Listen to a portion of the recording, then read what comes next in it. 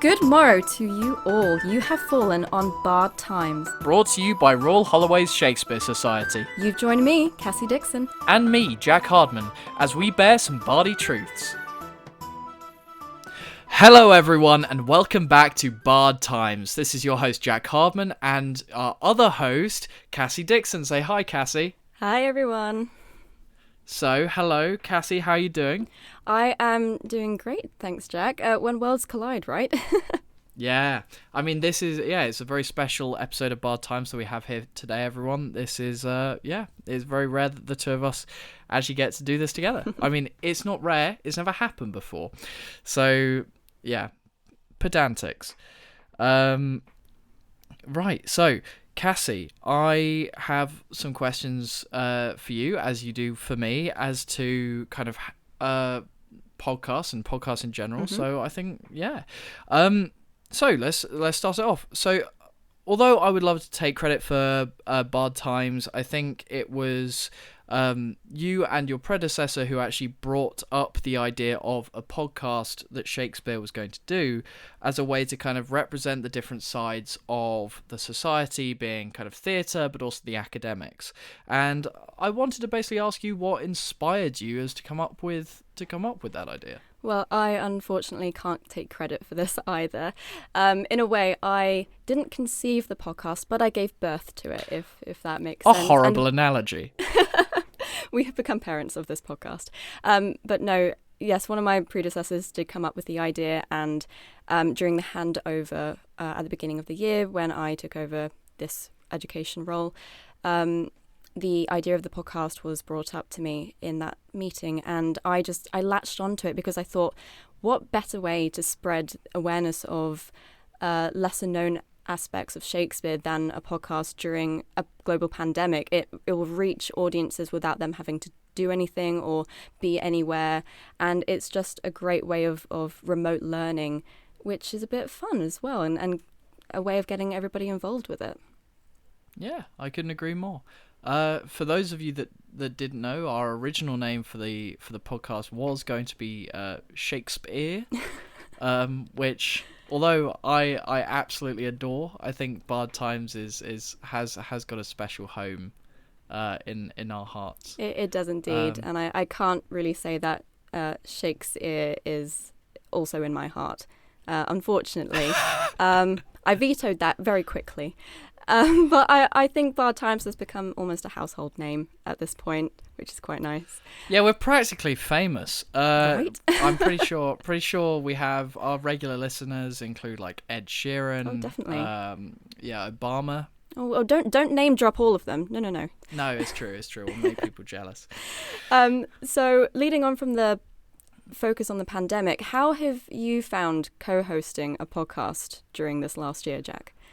I mean, I don't know about you. I think the thing that has really kind of, which I really enjoy about it, and the thing that has kind of really resonated with me while doing this and while learning more about it is it is a really good opportunity to talk to some very intelligent people, very lovely people about things that I don't know that much about.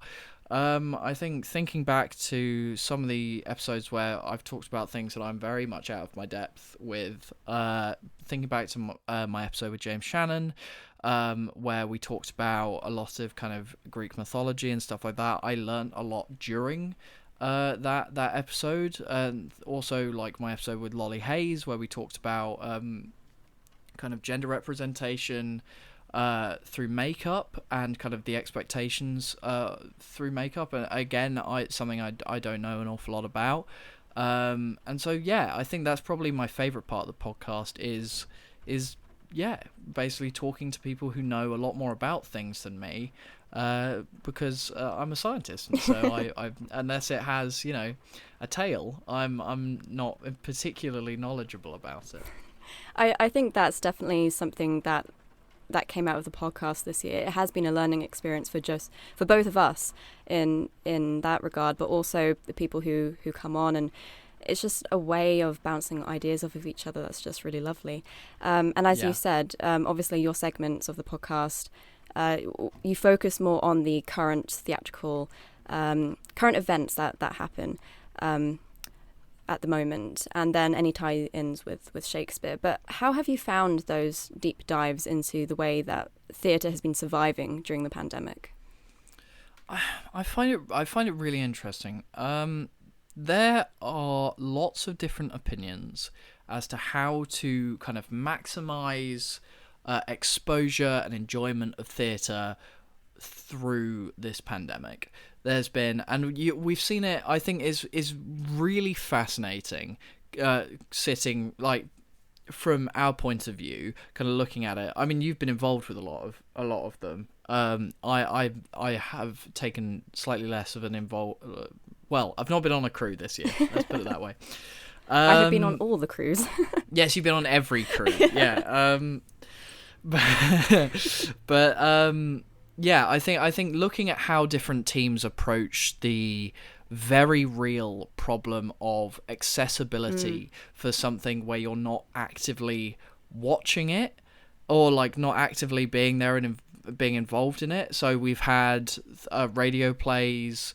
Just looking at what Shakespeare's done, we've had Macbeth, which was a pure radio play. Then we had same with Massacre, and then we had Hamlet, and now Measure for Measure, which both of which are kind of filmed plays, almost more films, completely films. So it's so interesting to see how the kind of different steps have been taken over this year and how they've evolved, and also how our understanding has evolved. So basically, I think that's the best bit about like talking to people who are creating theatre through the pandemic, is kind of looking at how things have adapted and how things have evolved. Definitely. And kind of also what people have learned. What do you think? I absolutely agree. I think with the progression of our society's productions, looking at that aspect of it, again, we've gone from just pure audio dramas to hybrids of audio dramas and filmed productions, and then with Measure, that's taken one step further, and it's pretty much like a cinematic film, or we plan on having it that way anyway. And I think theatre has definitely suffered a big blow this past year. However, as you said, it has adapted and it is evolving, and I think looking at the more positive sides of the pandemic, what it has made creatives realise is just how many different formats there are out there that haven't been utilised as of yet. And I think that's what we're starting to see. We're starting to see theatre and productions utilise those formats that were kind of brushed under the table in recent years or past years. And I'm just very excited to see how theatre will grow from here. That's a really good point, looking at kind of how certain mediums like radio plays, for instance. Radio plays were reserved for BBC4 and not much else for a while, unless it's like an audiobook. And now we've kind of seen a lot of resurgence, not just in the university, but outside of the university as well. A lot more kind of radio plays and things like that have been produced by different theatres. But looking inside the university, almost every performing arts society has created some kind of audio drama or something to do with that. And I think that's very telling. It is kind of like a the collective kind of consciousness has decided, like, oh yeah, this is a thing that exists that already utilizes all the things that we need to happen, so let's do it. Obviously, for my episodes, I just need to plan a few questions for people, and then generally we just gossip and talk about stuff that we know.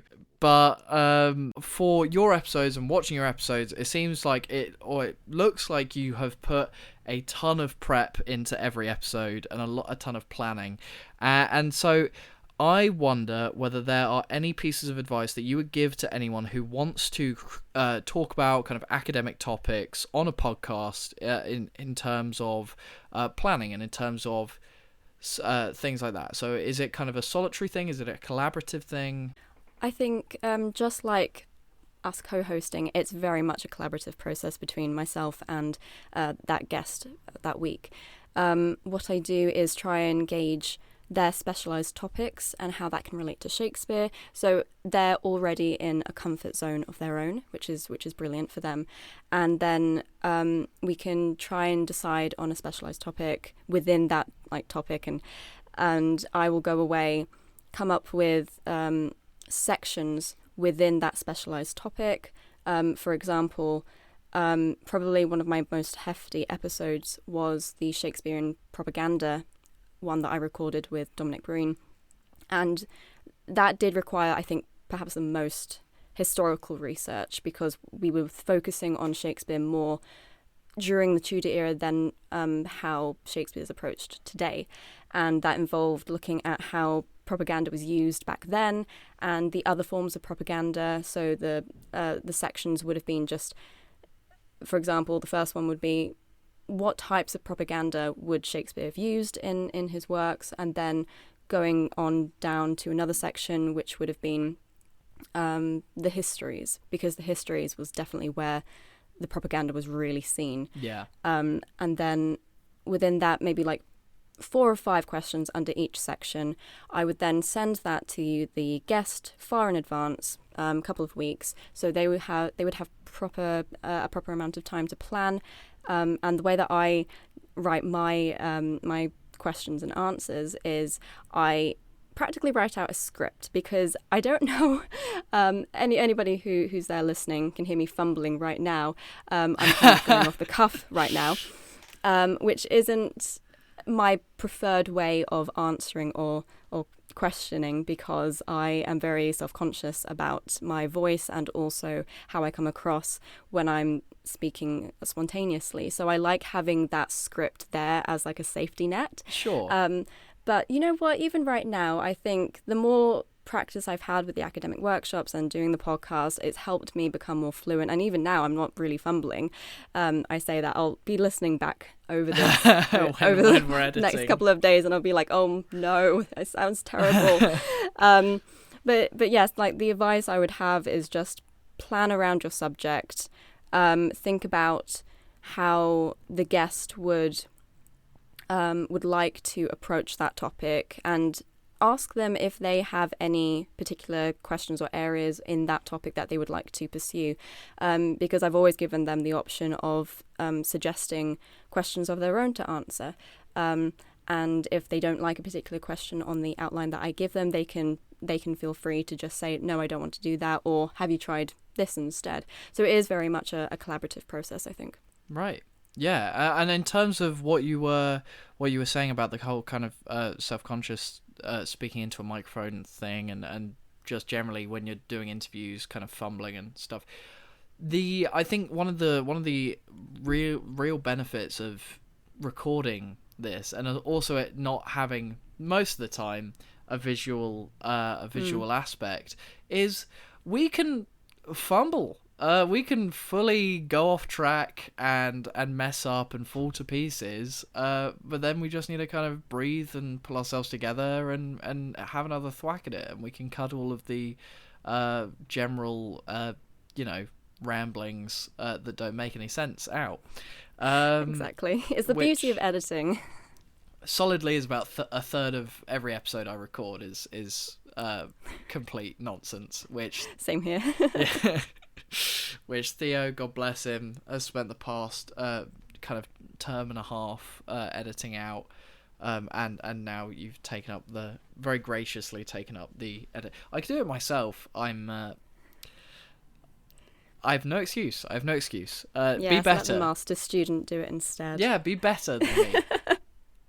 But also a big shout out to Theo for being such an angel with the editing, because huge, I've been swarmed with work over the past term. So you've been a godsend, Theo. Thank you. Yeah, he's a wonderful man. He is a wonderful man. Yeah. And in terms of kind of getting more comfortable talking to people and interviewing people, I think listening to my first episode with, who was it? I think it's Rebecca Bellis. Compared to how I am now, I think that I have changed. I know for a fact I have got a lot more fluent and a lot more kind of able to just banter and like bounce around topics, even if I don't know what I'm talking about, which is regularly. Just but through this podcast, because just through experience. And if you are going to be starting a podcast, if you're listening to this and you're thinking of starting a podcast, you're thinking of starting something, absolutely, you probably won't like blow people away on your first few episodes. But that being said, like you get used to it. Like you get used to it. And I was very lucky that I think I've had some really close and good friends on the podcast, which helps.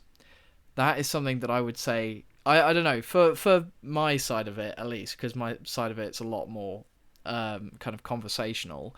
Having people you know and having people who you feel like you already have chemistry and a connection with, that it really helps having them on. I agree. Yeah. Leading on from your episodes, were there any particular topics that you weren't able to cover this year that you would have liked to? Yes is the answer.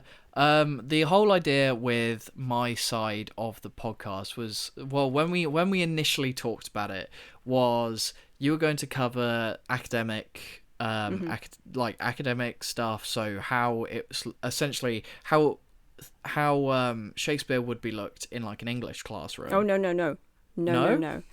no, don't say that, because this is better than how it's taught in the English I'm sure I didn't. That wasn't meant to be. We'll cut that out. No, I'm keeping this in. But yeah, and then my thing was going to be more looking at kind of practicing drama and theatre and stuff like that. And over time it has kind of changed into being more of a talking about generally theatre, but specifically whichever show or topic the interviewee has brought with them. So it's usually talking to a director, talking to a cast member about that. So in terms of stuff that I wish I had done more of, or talked more deeply into, it would be kind of how theatre is kind of practiced. Although I would love to have done more about it, I think it would almost have been not disrespectful, but like assuming of me to take up that role and to talk about things that, although I have had some experience in, I don't think I've had as much experience in as other people. And so it has become kind of more about talking about theatre in general, and theatre and how people's specific approaches to theatre, basically just focusing a little bit more on the guest than focusing on a topic, which, yeah, I think as long as people, I mean, I can't speak for the people who I've interviewed, but I have had a really nice time talking to them, and it's generally, when they are talking, they get really excited because it's talking about themselves. Who doesn't love doing that? Why do you think we run a podcast? You just love the sound of your own voice, don't you, Jack? I can't refute that. I wish I could. Anyway, my ego aside. My next question is, how have you found the podcast itself as a learning experience, both on a technical aspect but also an educational one? Definitely in terms of setup. I think something that's really underplayed when you start doing this is how important sound quality is. Definitely. And the setup you're going to be recording in is. Right now, I have just a series of like noise absorbing things everywhere set up around me. I've told all my housemates to shut up for the next like half an hour so I can do this, because honestly just the tiniest thing distracts people so much when they're listening to it, especially if it's a podcast, because all you can hear is someone's voice and then you suddenly hear, I don't know, someone talking about what they're going to have for dinner and it just throws off the entire thing, or you have to repeat it. Educationally, I think, as I was saying earlier about kind of my podcast with Lolly and with James, I have learned a lot about how people view theatre, I think. Also, it's really great to just listen to people talk about something they're passionate about. Yeah. And learn something about you, like learn something about something that you know nothing about, which is, yeah, it's just really nice. Hopefully you don't seem like a total arse while you're doing it. But, you know, that's a me problem.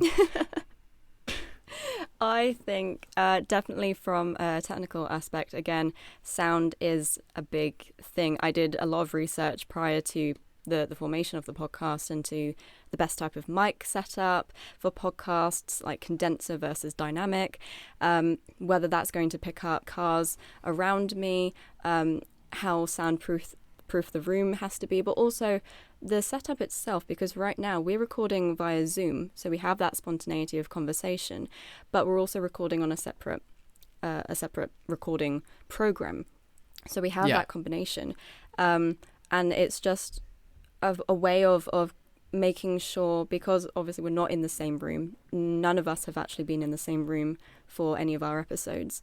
That's a horrifying but very good point. It is. But look at it, we did it during a pandemic. We did do it. We managed to communicate the remote recording process to our guests, and they have all like lapped it up immediately and did it, and I think it's turned out great, and I think it's progressed as we've gone on. And in terms of the education side of things, you know, like yourself, I still have imposter syndrome. I still don't think I'm qualified enough to talk about these subjects, but that's why I get these guests in, because they know what they're talking about. They are that's what they're specialized in. So it's brilliant to come into recording an episode and have that experience on the other side, and then you can just bounce off of them. And every time I do an episode, or every time I host an academic discussion group, even then I don't know everything that I'm lecturing about. You know, I go off the room, I do my preliminary research, I do my presentation, but it's all about giving and receiving. You know, you need that participation on the other side to really create a brilliant and inviting academic environment. And I think what the podcast has done is allow, it's almost an extension of the academic discussions, but audibly, and it just gives people another opportunity to come in and just talk about what they love best to do with Shakespeare. So I think it's been a great experience for everybody. Yeah, I would completely agree. In terms of getting people on who actually know what they're talking about, I think that is so true. Like I once again will go back to kind of the Lolly episode. Right at the beginning of our discussion, we started talking about the history of makeup and stuff that MPA were doing at the time, which was looking at why there is a stigma towards men using makeup. Yeah. And as a man who doesn't use makeup, I don't know a lot about that, and I also know absolutely nothing about the history of makeup in general. And so I was very kind of nervous going into it, kind of talking about it. And this is advice for anyone who wants to talk to people and interview people on a podcast when you don't know a lot about the subject that they are going to be talking to. Firstly, research. Be better than me. But doing a little bit of research and being able to have a kind of small arsenal to be able to back and forth with people is always great. And the other thing is, realize that the other person knows more than you. It's always a good thing to admit. I'm just amazed at how long this has been running. This has been running through the whole academic year, and True. I think everyone who's been a part of it, whether that's editors, co-hosts, or guests, especially the guests, I think they should be proud of what they've managed to put out and share with their listeners. And I think I remember reading somewhere before we started this podcast where it said the true test of a podcast is whether it goes beyond 7 or 8 episodes, because that tends to be the cutoff point, and we have successfully surpassed that. And I think we're about 30 episodes now. I could be wrong. Oh, I don't know. Maybe. I think it's something like that, yeah. But I just, you know, I think what we've done here is amazing for the society in terms of sharing aspects of Shakespeare that and theatre for that matter that isn't really discussed in the classroom, and it turns the conversation onto the guests and just lets them, express their passion for theatre and Shakespeare in any way that they want. And I think that's a beautiful thing. But do you think that we'll be seeing more podcasts from other societies at Royal Holloway in the future? I mean, I hope so. Because if they are going to have as good a time as we've had, or I speak for myself here, but I'm sure you'd agree. Yeah. Okay. Yeah. I'm really happy with I'm really happy with the fact that we did this. Yeah. Because obviously it was originally going to be just you doing it, and it was going to be a weekly thing, and we have had, in terms of scheduling for this, we have had once a week, 3 times a week, twice a week. It's been all over the shop, but we have managed to, all the way through it, consistently put out roughly about an episode a week. And I'm really proud that, even if, I'm just really proud that we've managed to keep going. Will other societies do the same? I don't know. I hope so.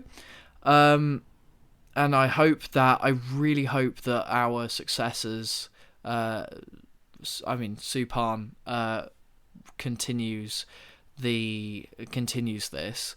I'm sure he will. He has released episodes with us already, which are really great. Go check that out.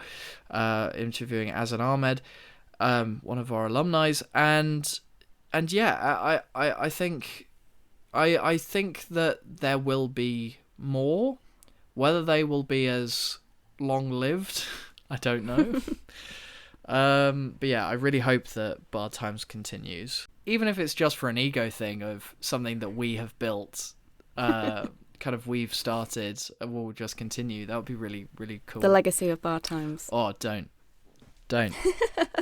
So obviously a large part of working on a podcast is speaking to people, and it's something that we, as we were saying earlier, it gets easier the more you do it. But is there any way that you usually approach kind of lulls in the conversation, or like roadblocks? Speaking from experience, being the most introverted little hermit that has ever lived, I'm not the best with people, especially in person. So I would say the Zoom format itself has automatically made me more confident on my end to speak and to fill those gaps. But it's not necessarily like awkward silences that you have to fill. It's more the segues between your guest's answer and then your next question. And what I tend to do is add a little preamble on the beginning of my question. So I try and go off of whatever the guest has answered. Just speak off the cuff, speak spontaneously, and see if that kind of can transition easily into that preamble, which then can transition into my next question. So I would say, as well as doing research into your chosen topic, again, what Jack was saying earlier, very important, especially with topics like Shakespeare, you need that base knowledge. But again, to boost your confidence, add those little preambles at the beginning of your questions, because it really helps the transition, and it makes it more fluid, and it makes my little introverted self more confident in what I'm saying. So it doesn't come to the point where I'm rambling and I'm going, cool. Yes, so I've got another question here. Yeah. It makes it more professional that way, and it boosts your confidence. And if you're confident, then the guest is also confident. Yeah, I think that's a really great piece of advice. A lot of kind of how your interviewee will be based off of how you are acting. If you act shy and I mean, it's just the same as if you're giving a presentation in a class. Like, if you come across as shy and fiddling with your hands and looking down and being quiet, they are going to think that what you're saying is probably less worth listening to than if you go up big, bold, and brash, which obviously most of the people listening to the podcast, as far as I am aware, are drama students. So that's probably not something that we need to tell, that population. But it's certainly something that I've noticed doing biology. A lot of the people kind of, you need that confidence, even if you don't feel it. You need to exude it, just to fake it till you make it. Yeah, just fake it. Yeah, exactly. It's an adage as old as time itself, and for a good reason. So, I think on that note, we'll start finishing up. And so, as per every episode, I do have to ask, Cassie Dixon, what is your favourite Shakespeare play? Well, I'm glad you asked, Jack Hardman. Well, I am always torn between two, and that is Hamlet and Much Ado About Nothing. They couldn't be more on separate ends of the spectrum, but Much Ado About Nothing has just the absolute perfect amount of banter, and you can't go wrong with Benedict and Beatrice, because they are, oh my goodness, they are beautiful and they are hilarious, and every single production that I've seen of them, I just fall in love with them over and over again. And with Hamlet, you can just do so much with it. It's psychological, it's analytical. That I love analysing, but I love watching it. And there's not many things I can say, I can sit down in one sitting and watch a 4-hour play. And I will happily do that with Hamlet, because it is absolutely amazing. But, Mr. Hardman, I'm going to have to ask you now, what is your favourite Shakespeare play? It's true. I've kept it hidden. The Shakespeare plays that I know, and I know a lot about, are the ones that I've done, generally. That being said, two that I really, really enjoy are The Tempest, that I've not done, are The Tempest and Much Ado. Mm-hmm. Everyone who knows me personally and I've watched my episode with Theo, knows that I'm a big fantasy guy. I love D&D. Really? Yeah, I've never mentioned it. Anyone who's seen that, go check out the D&D series on on YouTube. And the new series is coming out soon. If it hasn't already gone out, I don't know whether I finished editing it by the time this episode actually goes out. But yeah, so I love that, and The Tempest is just a kind of great just fantasy world. There's a reason why I set the first D&D series that we did with Shakespeare in the world of The Tempest. Mm-hmm. And as for Much Ado, just as you said, Benedict and Beatrice, just incredible characters. We all know, I can't remember the guy's name. I think it begins with an L. The guy who's meant to be like the romantic lead, but is actually a complete knob. Can I say knob? I think knob is a Claudio. Claudio is who I mean. Obviously he's not the greatest character in the world. No. But there are a series of around him are a series of just really fun characters who are either just the worst and that's great, or just have a lot of fun, and that's what you want to see in a play, in my opinion. Absolutely. Sometimes. Always. Well, I think that is just about all we have time for this last episode. So first off, Jack, I just want to say thank you so much for being my co-host and making this podcast happen. Oh, stop it. No, let me. Again, as you said at the beginning, it was just meant to be me, and I would have drowned under the amount of work I would have had to do by myself. So thank you so much for taking hold of the mantle and creating this wonderful podcast with me. Thank you. Oh, well, thank you so much for giving me the opportunity to do that. It has meant so much to me. It's been a thing that I think we can both say we're really proud of. It's been a great opportunity, and I've loved it. Thank you for saying yes when I asked to join.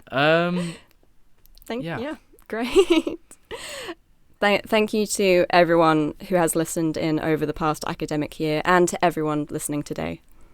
Yeah. This podcast wouldn't have been made without kind of the dedication and the support of all of you guys at home, all of our listeners. So, signing off for the final time, this is and has been Jack Hardman and Cassie Dixon. Stay safe, and in the words of the bard himself, whether we shall meet again, I know not. If we do meet again, why, we shall smile.